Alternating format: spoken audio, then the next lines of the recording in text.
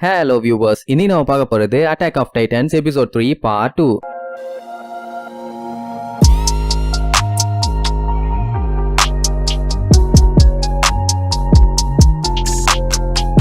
Open பண்ணா போன பாட்டுல எல்லாத்தையுமே ரெண்டு கையில தொங்க விட்டு பேலன்ஸ் பண்றாங்களான்னு செக் பண்ணாங்கல்ல. அல்ல நம்மால இறன் அப்படியே தலையில தொங்கிட்டு இருப்பான். அப்படி தொங்குனாலே வேண்டாம்னு சொல்லி எலிமினேட் பண்ணிடுவாங்க. இப்படி ஆயிருச்சேன்னு ரொம்ப கவலைப்படுவான். ஆனா அதுக்கப்புறம் பிராக்டிஸ் பண்ண ட்ரை பண்ணுவான். அவனோட ஃப்ரெண்ட்ஸ் தான் அவனுக்கு ஹெல்ப் பண்ணுவாங்க. அவன் பாடி வெயிட்ட சென்டர் ஆஃப் த பெல்ட்டுக்கு கொண்டு வரணும். அதுக்கப்புறம் தான் பேலன்ஸ் பண்ணும். அப்பதான் முடியுங்கிற மாதிரி சொல்லுவா. சரி ரைட்னு அவனும் ட்ரை பண்ணுவான். ஆனா முடியாம தலை போய் கீழே சொத்துன்னு அடிக்கும். கட் பண்ணா அன்னைக்கு நைட்டு சாப்பிடும் போது எல்லாம் கிண்டல் பண்றாங்க. ஏன்னா நம்மால முன்னாடி என்ன சொல்லியிருந்தான், எப்படியாச்சும் நான் ஒரு சர்வே காப்ஸ் ஆகி அங்க இருக்க டைட்டன்ஸ் எல்லாத்தையும் கொல்லுவேன்னு சொன்னால, நான் முதல் ட்ரைனிங்லயே நம்மால இப்படி மண்ண கவிட்டு இருக்கான். இப்படி இருந்தானா கண்டிப்பா ரிஜெக்ட் பண்ணிடுவாங்கிற மாதிரி சொல்லுவாங்க. நம்ம பையலுக்கும் அதான் பீதி. அப்படியே மிரண்டு போய் உட்கார்ந்துட்டு இருப்பான். மிகாசா தான் ஒண்ணு கவலைப்படாத, நம்ம அது நாளைக்கு என்ன பிரச்சனைன்னு கண்டுபிடிச்சிடலாம்பா. ஆனா அவனுக்கு என்ன கவலைன்னா, இந்த மாதிரி அவன் இருந்தானா கண்டிப்பா டைட்டன்ஸ் யாரையும் கொல்லவே முடியாது. ஏன் அந்த டைட்டன்ஸ பார்க்க கூட விட மாட்டானுங்க. அதான் என்ன பண்றதுன்னு அவனுக்கு தெரியல. மிகாசா நம்ம வேணா வேற ஐடியா பண்ணலாம்பா. என்னன்னு கேட்டா, நீ சோல்ஜரா இருக்க வேண்டாம்பா, ஏன்னா அதுக்கு பயங்கரமா குவாலிஃபை ஆகணும். அதனால நீ வேற ஏதாச்சும் ட்ரை பண்ணுன்னு நைஸா அவனை மாத்தி விட ட்ரை பண்ணுவா. ஆனா அவன் கேட்க மாட்டான். ஏன்னா அன்னைக்கு சம்பவத்தை இன்னுமே அவனால மறக்க முடியல. அவங்க அம்மாவையே அவன் கண்ணு முன்னாடியே கடிச்சு தின்றுருக்கு. அப்படி இருக்கும்போது அவனுக்கு எவ்வளவு வெறி இருக்கும். ஆல்ரெடி அவன் டைட்டன்ஸ் மேல எல்லாம் சம கால்ல இருந்தான். இப்ப மட்டும் என்ன கிவ் அப் பண்ணுவானா? பட் ஆனா டிசிஷன் நம்ம ஆள் கையில இல்லையே. இத அவ சொல்லும் போதே அவனுக்கு என்ன பண்றதுனே தெரியாம செம்ம காண்டாவும். அப்புறம் என்ன எல்லாம் சாப்பிட்டு முடிச்சுட்டு அப்படியே கிளம்பிடுவாங்க. ரூமுக்கு போனதும் இறன் கிட்ட அந்த ஜீனும் அந்த மொட்டை பையலும் இந்த ட்ரைனிங்ல என்ன பண்ணி ஜெயிக்கணும்னு என்கிட்ட ஐடியா இருக்குது,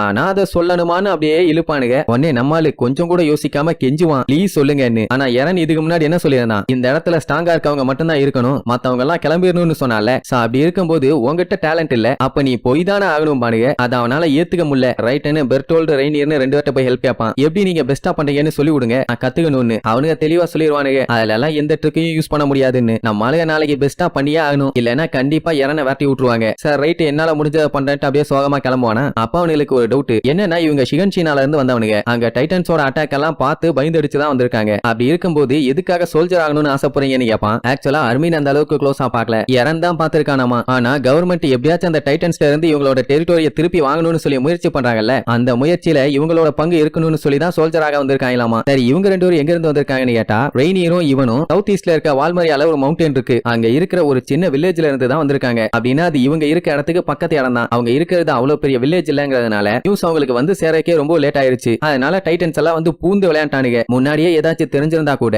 ஏதாச்சும் ஸ்டெப் எடுத்திருப்பாங்க. ஆனா அந்த மாதிரி எதுவும் நடக்கல. இவங்களே அந்த டைட்டன்ஸ் நடந்து வர்றாங்கல்ல, அந்த கால் சத்தத்தை வச்சுதான் கண்டுபிடிச்சிருப்பாங்க. என்ன சத்தம் இதுன்னு விண்டோ ஓபன் பண்ணி பார்க்கும்போது இழிச்சுக்கிட்டு இப்படி ஒரு டைட்டன் வந்து நின்னா எப்படி இருக்கும். அப்படிதான் அங்க பெரிய பஞ்சாயத்தாச்சு. இதெல்லாம் சொல்லும் போது ரெய்னியருக்கு ரொம்ப கஷ்டமாயிருமா. இதெல்லாம் ஏன்டா சொல்லிட்டு இருக்கேன்பா. ரைட்டு, ஆனா நீங்க மத்தவங்க மாதிரி இல்லாம்பா. என்னன்னா இந்த மாதிரி டைட்டன்ஸ் கிட்ட பாடுபட்டு சிக்கி சின்ன பின்னமாயி வந்தவங்க எல்லாம் கொஞ்சம் பேர் தான். ஆனா மத்தவங்க எல்லாம் டைட்டன்ஸ பார்த்தது கூட கிடையாது. ஏதோ டைம் பாஸ்க்கு வந்த மாதிரி வந்திருக்கானுங்க. அது அவங்க இருக்கிற ஸ்டைல பார்த்தாலே தெரியும். ஆளையா சிரிச்சுக்கிட்டு விளையாண்டுட்டு இருப்பாங்க. ஆனா நம்மளுக்கு மட்டும்தான் நடந்ததெல்லாம் நினைச்சு ரொம்ப சோகத்துல இருப்பானுங்க. அண்ட் ஆல்சோ ஏதாச்சும் பண்ணியே ஆகணும்னு உள்ளுக்குள்ள ஒரு வெறி. இப்படி இவங்க மாத்தி மாத்தி பேசிக்கிட்டவன தானே தெரிய வந்துச்சு ரெண்டு பேருமே அந்த டைட்டன்ஸால பாதிக்கப்பட்டிருக்காங்கன்னு. நாங்க உனக்கு பிராக்டிஸ்க்கு ஹெல்ப் பண்றோம்னு சொல்லி கூட்டு போவானுங்க. போறப்ப அப்படியே மாத்தி மாத்தி பேசிட்டே போவானுங்களா. அப்ப ரெய்னியர் அவனோட ஆசையை சொல்லுவான். என்னன்னா அவனுக்கு அவன் ஹோம்லேண்டுக்கு எப்படியாச்சும் போய் ஆகணும், அதுக்கு என்ன ஆனாலும் சரி ஒரு கை பார்க்காம விட மாட்டேன்பான். அப்ப நம்ம இறன்ட்ட கேட்பானுங்க, நீ எதுக்காக சோல்ஜர் ஆகிறன்னு. அது அவங்க அம்மாவே அவன் கண்ணு முன்னாடியே டைட்டன் தின்னுச்சே அந்த மேட்டரை சொல்லி கொலவெறியோட சொல்லுவான். அந்த டைட்டன்ஸ் எல்லாத்தையுமே நான் கொல்லாம விட மாட்டேன்னு. அவன் சொன்ன டோன்லயும் அவன் கண்ணுல இருக்க ஃபயரையும் பார்த்தோன்னே தெரிஞ்சு போச்சு பையன் எந்த அளவுக்கு வெறியா இருக்கான்னு. சரி ரைட்னு அவங்க வர வேண்டிய இடத்துக்கு வந்து நம்ம ஃபர்ஸ்ட்ல இருந்து எல்லாத்தையும் ஸ்டார்ட் பண்ணுவோம். முதல்ல அவன் யூஸ் பண்ற பெல்ட்ல இருந்து எல்லாத்தையும் செக் பண்ணிடுவோம்னு ட்ரைனிங் ஸ்டார்ட் பண்ணுவானுங்க. ட்ரைனர் சொல்லிடுவான், கண்டிப்பா உன்னால நாளைக்கு பெஸ்டா பண்ண முடியும்னு. உடனே நம்மளுக்கும் செம ஹாப்பி. அப்படியே கட் பண்ணி அடுத்த நாள் காட்டுறாங்க. ஃபர்ஸ்ட் நிக்க விட்டதே நம்ம பையல தான். அதுவும் அந்த மொட்டை இன்னைக்கு பண்ணிருவியான்னு கேட்ட உடனே கண்டிப்பா பண்ணிருவேன்னு சொல்லிட்டு அப்படியே சுத்தி பார்ப்பான். எல்லாத்துக்குள்ளயுமே ஒரு ஆர்வம் என்ன பண்ண போறானோன்னு. இன்னைக்கு மட்டும் அவன் டேலண்ட காமிக்கல, கண்டிப்பா இதுக்கப்புறம் அவன் சோல்ஜர் ஆகவே முடியாது. அதனால பயங்கரமா உள்ளுக்குள்ள கான்சென்ட்ரேட் பண்ணுவான். சரி ரைட் தூக்குங்கடான்னு அவனை ரெண்டு கையில வச்சு தூக்குவாங்க.